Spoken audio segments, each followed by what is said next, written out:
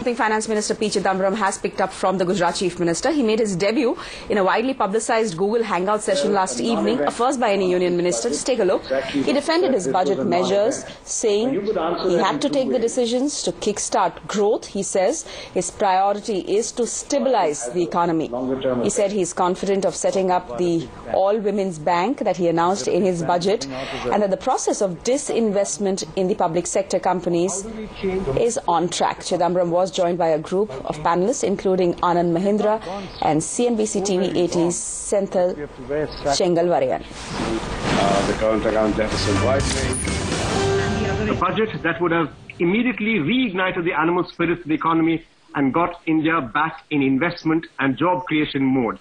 Sir, that unfortunately is the weight of expectations that you have to bear. You're like Dhoni going out to bat, and every time people expecting you not just to salvage a draw for us, but to put us onto a winning track. I'd like to ask you now, sir, for your opening remarks. Given the restricted economic space, I had set for myself 3 objectives. The first one was, apart from some smaller objectives, the first one was that we must be on the fiscal consolidation path. The second one was we must attract investment. That's the only way to deal with the current account deficit.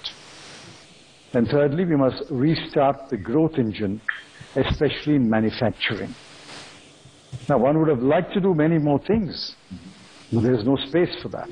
Why industry is still shy of investing? So maybe you could tell us why industry is still shy of investing, but that's an answer he'd like to have.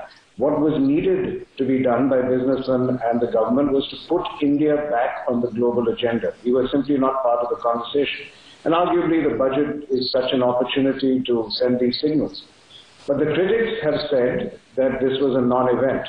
Now you could answer that in 2 ways and say that, well, a non-event, no-nonsense budget was exactly what was required and has a longer-term effect. Or you could say there was, in fact, a big bang concealed inside your budget. We just weren't reading the signals correctly. We can't invent a big bang. What we're trying to do is stabilize our economy, like many other countries are stabilizing their economies, and get the growth engine started. And as I said in the budget speech, if we grow at 6% and above next year, 2013-14, we'll be the second fastest growing economy in the world.